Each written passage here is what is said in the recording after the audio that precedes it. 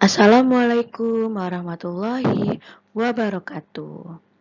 Hai anak-anak ibu yang soleh dan soleha, apa kabar kalian?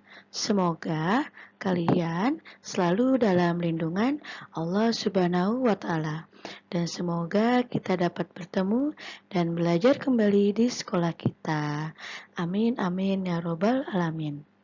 Sebelum kita memulai pembelajaran hari ini, mari sama-sama kita membaca doa sebelum belajar. Bismillahirrahmanirrahim. Raditu billahi robba, wabil islami dina, wabi muhammadin nabiyya wa rasulah. Rabbi zidni ilma, warzuqni fahma. Amin ya robbal alamin.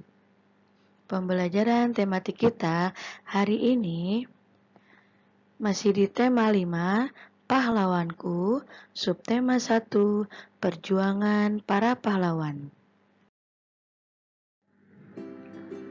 Pembelajaran kelima dan keenam, muatan pelajarannya, yang pertama muatan IPS KD 3.4, mengidentifikasi kerajaan Hindu dan Buddha atau Islam di lingkungan daerah setempat serta pengaruhnya pada kehidupan masyarakat masa kini.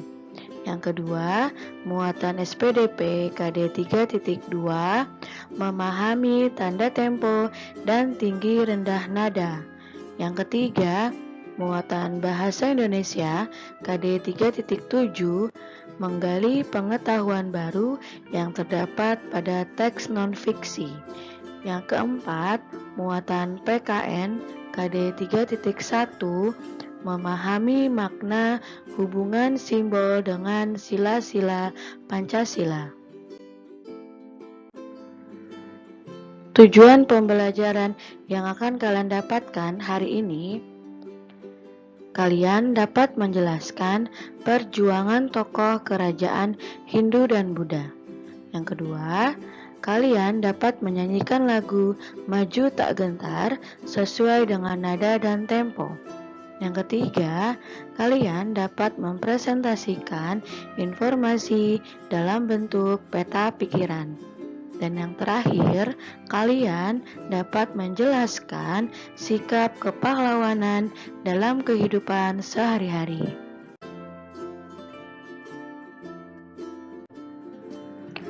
Pembelajaran kelima, muatan IPS KD 3.4, perjuangan tokoh kerajaan Hindu dan Buddha. Tokoh-tokoh masa kerajaan Hindu dan Buddha beserta pencapaian yang telah dilakukannya. Yang pertama, Raja Mulawarman, Kerajaan Kutai dari Kalimantan Timur. Beliau seorang raja yang baik budi. Beliau rakyat hidup sejahtera dan makmur pada masa pemerintahannya. Yang ketiga, menyedekahkan 20.000 ekor sapi kepada kaum Brahmana saat upacara keagamaan. Yang terakhir, membagikan emas dan tanah kepada rakyatnya. Yang kedua, Raja Purnawarman, Kerajaan Tarumanegara dari Jawa Barat. Nah, pencapaian yang telah dilakukan oleh Raja Purnawarman, yang pertama, membuat saluran air untuk mengairi lahan pertanian. Yang kedua, memanfaatkan sungai untuk mencegah banjir. Yang ketiga, beliau seorang raja yang bijaksana. Nah, selanjutnya, Raja Hayamuruk dari Kerajaan Majapahit di Jawa Timur. Pencapaian yang telah dilakukan oleh Raja Hayamuruk, yang pertama, membawa Kerajaan Majapahit mencapai puncak kejayaannya. Yang kedua, menyejahterakan rakyat dengan membuka lahan pertanian dan pembuatan bendungan serta saluran pengairan. Yang ketiga, rakyat hidup damai dan makmur karena pertahanannya yang kuat dari serangan musuh. Selanjutnya, Mahapatih Gajah Mada dari Kerajaan Majapahit di Jawa Timur. Nah, pencapaian yang telah dilakukan oleh Gajah Mada, yang pertama, seorang Mahapatih yang gagah berani menaklukkan wilayah lain untuk mempersatukan Nusantara. Yang kedua, menjaga keamanan Kerajaan Majapahit dari serangan musuh. Yang ketiga, bersumpah akan mempersatukan Nusantara yang dikenal dengan Sumpah Palapa. Nah, di sini ada sebuah patung, yaitu relief Mahapatih Gajah Mada yang memegang keris. Relief ini berada di kawasan Monumen Nasional atau Monas di Jakarta. Isi Sumpah Palapa yang diucapkan oleh Mahapatih Gajah Mada, lamun huwus kalah Nusantara, isun amukti palapa. Amun kalah ring gurun, ring seran, Tanjung Pura, ring haru, ring pahang, dompo, ring Bali, Sunda, Palembang, tumasik, saman isun, amukti palapa. Artinya, setelah tunduk Nusantara, saya akan beristirahat. Sesudah kalah gurun seran, Tanjung Pura, haru, pahang, dompo, Bali, Sunda, Palembang, tumasik, barulah saya akan beristirahat. Selanjutnya, Raja Balaputra Dewa dari Kerajaan Sriwijaya di Sumatera Selatan. Pencapaian yang telah dilakukan oleh Raja Balaputra Dewa, yang pertama, berhasil membawa Kerajaan Sriwijaya mencapai kejayaannya. Yang kedua, membuat Kerajaan Sriwijaya dikenal sebagai kerajaan maritim yang kuat dan menjadi pusat perdagangan di Asia Tenggara. Yang ketiga, membuat Kerajaan Sriwijaya dikenal sebagai pusat pendidikan dan penyebaran agama Buddha. Nah, itulah beberapa raja, tokoh-tokoh masa kerajaan Hindu dan Buddha beserta pencapaian yang telah dilakukannya. Tugas kalian di buku Bu Pena halaman 87 nomor 1 sampai nomor 5 langsung dikerjakan di buku Bu Pena. Jika tidak cukup, dikerjakan di buku tulis tematik atau di buku tulis Bu Pena. Langsung jawabannya saja. Ingat tulisannya yang rapi dan jelas menggunakan pulpen. Masih di pembelajaran kelima, muatan SPDP KD 3.2 dan 4.2. Menyanyikan lagu Maju Tak Gentar sesuai nada dan tempo. Tempo adalah cepat lambatnya suatu lagu. Tempo lambat disebut allegro, tempo sedang disebut moderato, tempo cepat disebut allegro, tempo marsia yang menandakan lagu tersebut dinyanyikan mengentak seperti orang berbaris. Nah, lagu Maju Tak Gentar dinyanyikan dengan tempo marsia. Nah, di slide selanjutnya, Ibu ada sebuah video tentang bagaimana cara menyanyikan lagu Maju Tak Gentar sesuai nada dan tempo. Kalian simak videonya. Halo teman, Cici akan menemani kita menyanyikan notasi angka lagu Maju Tak Gentar. Ingat ya, not angka berwarna hitam kita nyanyikan dengan nada sedang. Sedangkan not angka berwarna merah kita nyanyikan dengan nada tinggi. Ayo kita nyanyikan bersama notasi lagu Maju Tak Gentar ini teman. Kita bisa menyanyikannya mengikuti iringan piano atau keyboard. Mudah bukan? Ajak teman-temanmu untuk bernyanyi bersama ya. Dah.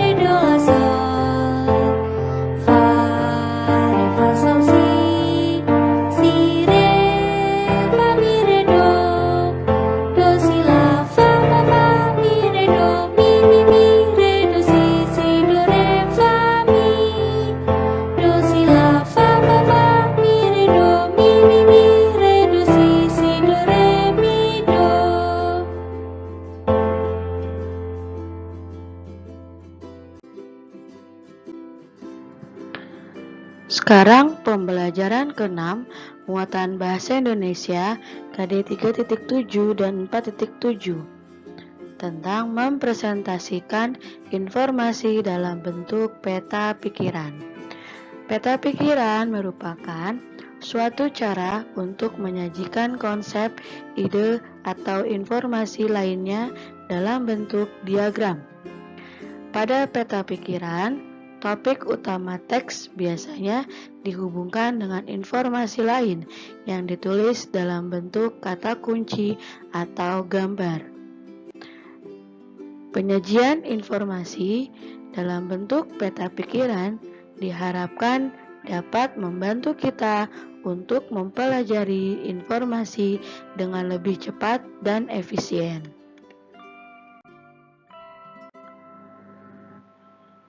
Tugas kalian di buku pena halaman 90 nomor 2. Kalian membuat peta pikiran tentang tokoh Sultan Hasanuddin. Nah, sebelumnya kalian membaca dahulu teks bacaan di halaman 89 tentang tokoh Hasanuddin. Nah, setelah kalian membacanya, kalian dapat membuat peta pikiran yang ada di halaman 90. Langsung kerjakan di buku pena kalian, tulisan yang rapih dan jelas menggunakan pulpen. Selanjutnya, muatan PKN KD 3.1 dan 4.1 tentang sikap kepahlawanan. Contoh nilai-nilai kepahlawanan yang sesuai dengan pengamalan sila Pancasila dalam kehidupan sehari-hari. Nah, di sini nilai-nilai kepahlawanan yang pertama, jujur dan tekun. Pengamalan dalam kehidupan sehari-harinya yaitu kita harus berkata benar, tidak menyontek ketika ujian. Yang kedua, cinta tanah air. Pengamalan dalam kehidupan sehari-harinya dengan belajar yang rajin agar berguna bagi bangsa dan negara. Selanjutnya yang ketiga, pantang menyerah dan disiplin. Pengamalan dalam kehidupan sehari-harinya yaitu tidak mudah menyerah dan putus asa dalam menghadapi masalah. Selain itu, kita juga harus disiplin dalam menaati peraturan dan tata tertib. Yang keempat, rela berkorban. Pengamalan dalam kehidupan sehari-harinya yaitu menolong orang dengan tulus dan ikhlas, serta tidak mengharapkan imbalan apapun. Yang kelima, kerja keras. Pengamalan dalam kehidupan sehari-harinya yaitu mengerjakan tugas dengan sepenuh hati dan semangat tinggi.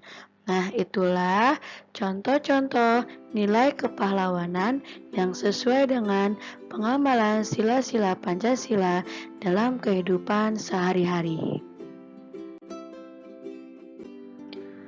Alhamdulillah, pembelajaran tematik kita hari ini sudah selesai. Semoga ilmu yang Ibu berikan bermanfaat untuk kalian semua. Kurang lebihnya Ibu mohon maaf. Wassalamualaikum warahmatullahi wabarakatuh.